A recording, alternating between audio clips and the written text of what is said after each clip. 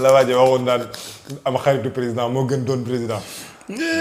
xam naa ne tey de waar ay jëm rajo Mansour ñu dem ci waxtaan yi ak la ñu xëyee ni gi tey bokk na ci constitution bi moom la ñu doon dooree sax doxteel gi waaye fi mu ne nii faw ñu nag Alaaji Mansour leeral ndax leeral bi mooy dafa am coow loo xamante ne judd na daanaka yéenikaayu Vox Populi nee na le landerneau politique est en ébullition waaye lan moo waral li ni mel muy coppi ya ñu bëgg indi ci constitution bu Sénégal muy ndeyu charte réew mi am sénégalais yu bëri Alaaji Mansour yoo xam ne comprendre ñu exactement le pourquoi du comment c'est-à-dire xamuñu exactement lan la ñuy coppi lu dul yenn ci ay dégg-dégg yuñ ci am boo ñu ko bëggoon leeral lan ak lan la ñu war a fas yéene soppi ci assemblée nationale ci leeral. maa ngi nuyu bu baax sama rakk ji Soyebu Diop di nuyu Sa Ndiogou di nuyu Baye Assane Mesere sama xarit bi moom man fansam laa quoi Baye Assane fansam laa Soyebu nuyul ma ko bu baax a baax nuyul ma Sa Ndiogou sama doomu ndey jooju xam nga ñoom dañ leen tiitaroo parce que ay nit yu baax lañu ay nit yu am xol yu rafet ay nit yu ñëpp bëgg wax dëgg yàlla ñu objectif en même temps itam ñu ngi leen di nuyu bu baax di leen ziar xam nga Alamine démb ba léegi ñu ngi wax révision constitutionnelle nañu ko soppi bu ñu ko soppi assemblée nationale mooy def lii président est-ce que duñu egg ci référendum et cetera mais dafay jaadu tey sénégalais bi nga xamante ni bii sénégalais bi lambda nga xam ne xëy na xamul tiraillement ak xëccoo bi am suñu diggante politiciens yi tey ak ni ñuy doxale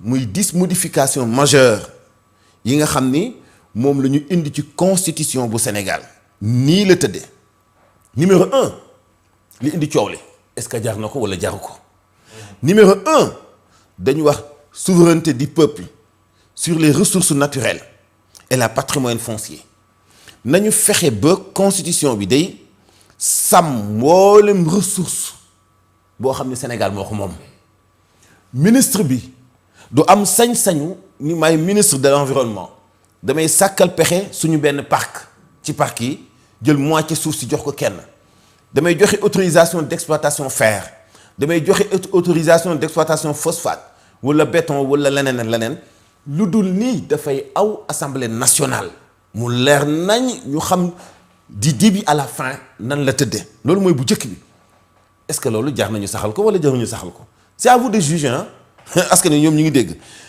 numéro 2 ñu ni lutte contre l'homosexualité ñu bind ci constitution bi ni le mariage est l'union entre l'homme et la femme li ñu bëgg ci sëy te xam ko ci Sénégal te ñu koy nangu mooy takk moom diggante góor ak jigéen lay doon du doon mukk ñaari góor wala ñaari jigéen loolu jaadu nañu saxal comme jaaduwul numéro 3 ñu ni parti politique ak coalition politique yi dañu war a liggéey pour préserver li nga xam mooy cohérence nationale ci seeni ay formation dootu nekk fitna wala def lu la neex parce que am na indépendance su créer parti nit ñi war nañu xam luy dundal parti bi war nañu xam fu xaalis bi jógee war nañu xam nu ñu koy doxale parce que loolu dafa nekk information parce que le fait mu nekk parti ci biir réew mi ku ne am sañ-sañu adhéré ci la waa réew mi itam amee sañ-sañu am bët ci biir parti boobu ñeenteel bi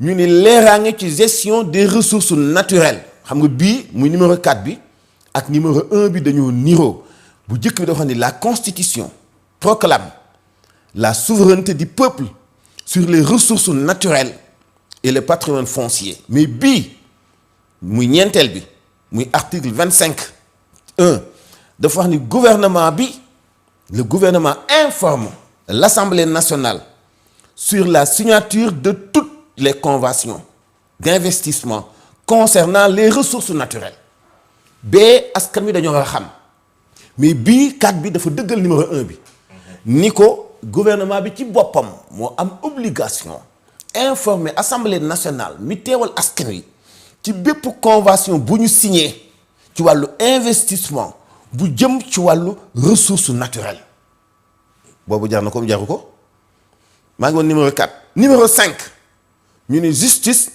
électorale ñu ni création wu organe bu mu mën di doon dañu war a créer benn organe indépendant boo xam ni mooy saytu ay élection ni muy doxee waaw boobu kay mu ngi ci moo tax président kay ci avant projet bi seeni mu ngi ci woon mu ni li ñu ci jublu pour permettre aux Sénégalais ak mandataires yi ñu mën a xam yan date la élection yi am ak lan moo tukkee ci résultat wu élection bu mu manti doon ci façon boo xam ni day dal seen xel duñ ci am benn sikki sàkk loolu mooy juróomeel bi juróom-benneel bi. te yemuñu ci loolu.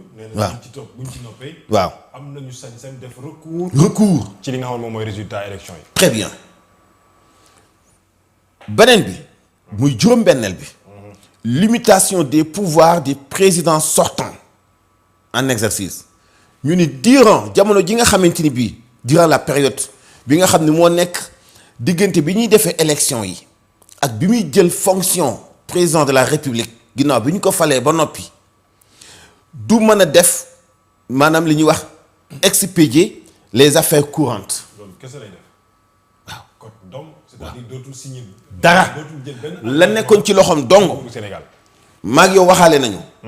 juboo nañu ci njëg gi fukki dërëm lay jaar. élection yi am na. folleeku naa keneen ay falu. la ma waxaale woon ak yow ci laa yem. même bu fekkee da nga bëggaat beneen bi nekk ci wet gi aw ma sañ-sañu jaay bi nekk ci wet gi. kott la fa ma jotoon na yem kott fa laay yem. ah loolu nag loolu la ko bëgg Sénégal doo ko bañ. juróom-ñaareel bi muy 7e bi ñu ne président aussi non président au-dessus de la mêlée. Un président de la République ne doit pas être chef de parti politique ou coalition politique. képp ku jiite réew waroo jiite parti politique et waroo jiite coalition politique. ah boobu bokk na ci amendement yu président Diomaye wala def na amendement daal mais boobu moom leer na parti politique ak coalition politique. en tout cas. Cheikh Bara Ndiaye nee na président d'accordatul ci loolu. d'accord na ci boobu. d'accordatul ci loolu. d'accordatul ci boobu. waaw ah waaw parce loolu la wax. que parce que coalition bi ça reste à vérifier. ba li ma xam moom coalition bi mi superviseur la fa Abdourahmane ak kii lii lañu waaye njiit la moom ba léegi Diomaye la tudd njiital coalition Diomaye président. alors que nag li ñu bëgg a soppi dañu ni un président de la République ne doit pas être chef de parti politique ou coalition politique mooy juróom-ñaareel ba. moi je pense que débat bi mënul nekk foofu ba El Hadj Mansour. bu fekkente ne topp nañu logique. parce que président Bassirou Diomaye Diakhar Faye bi mu faloo. dafa démissionné moom moo démissionné secrétaire général bi mu nekkoon ci biir parti PASTEF.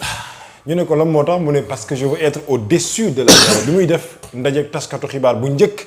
bi mu amal ak les journalistes sénégalais. donc jàpp naa ne loolu. mënul nekk débat. si bu fekkente ne nag tey jii président Bassirou Diomaye def na amendement ci loolu. wala en tout cas dellu na ginnaaw ci loolu. bah on doit se poser des questions ci li nga xam ne moom moo xew mais ak lu mënti xew. président nekk njiitalu parti politique wala chef politique. c'est pas ça le débat man jàpp naa ne lii gën a am cëslaay mooy. que le président de la République ne se lâche pas ou en tout cas ne se laisse pas diriger en tout cas ne se laisse pas omnibulé par le gain politique c'est-à-dire président jiitu réew bu Sénégal waratul nekk ci li nga xam mooy mbiru politique parce que dafa am yoo xamante ne yow gën a am solo ñoo gën a nekk ay priorité ci biir réew bu Sénégal ñu koy xaar. lu weesu politique ak parti politique bi mu nekkal. maa ngi woon juróom-ñaareel de kon. muy le président au-dessus de la mêlée. 8e bi ñu ni le cumul de fonctions. désormais nul ne peut être ministre maire désormais boo xasee nekk maire.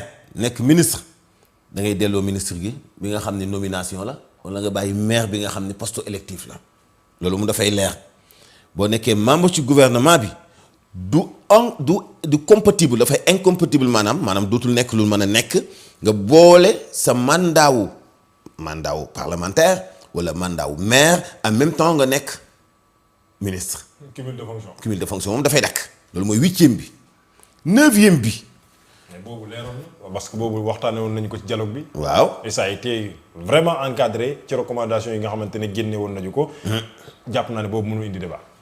boobu warut a indi débat de. juróom-ñeenteel warut a indi débat warut a indi débat warut a indi werante itam. juróom-ñeenteel muy 9e bi ñu ni prérogative constitutionnelle de l'Assemblée nationale à voter des résolutions. Assemblée nationale dafay bokk ci mën-mënam léegi. mu mën di voter ay résolution surtout ci wàllu ci ay conditions yoo xamante ni fixées par la loi ci ay conditions yoo xamante ni bi loi bi daf ko saxal assemblée nationale war naa am pouvoir maintenant di signer ak di voter ay résolution boobu itam xanaa waratu na poser problème. ci li ñu yaakaar. xëy na si toutefois moom haute trahison wala nangam xëy na yu mel noonu assemblée dina mën a jël am dogal am yenn xëy na nag itam mënul arranger ñëpp. fukkeel bi mooy amendement yi bu fekkee am na haute trahison kon 9e bi ak 10e bi 7e bi ak 8e bi premier bi ak 4e bi yëpp dañoo loggal premier ak 4e 7e ak 8e 9e ak 10e parce que 10e dañu assemblée nationale am na prérogative voter résolution waaye mu ni les amendements définir la haute trahison nag bon loolu bon war nañ ko gën a leeral nit ki ban jëf lay def ngir ñu mën a jël jëfam joojee dugal ko ci ni dafa war ba nganda rendre obligatoire la déclaration de patrimoine du président de la République boobu mooy amendement bi maanaam boobu daal la ki jiite réew mi xëy na ñàkk ànd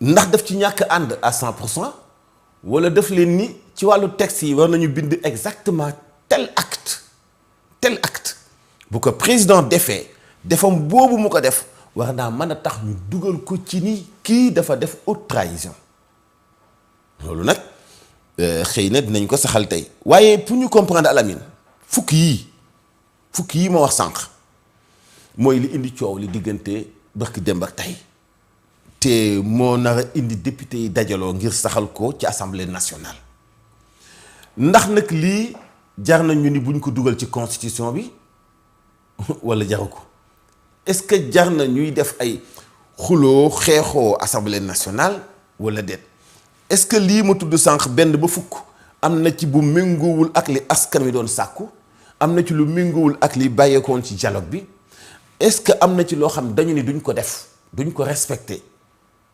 wala déet est-ce que jar na ko en fait bu fekkente ni ñun ñëpp benn intérêt la ñu bokk mooy Sénégal en tout cas lii mooy fukki yi ñu bëgg a soppi mooy indi coow li de Alamine.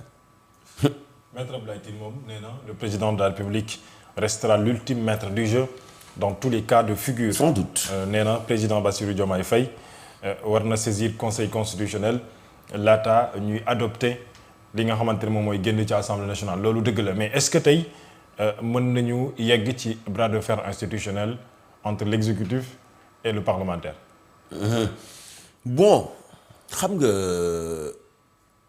ñi nekk coalition Diomaye président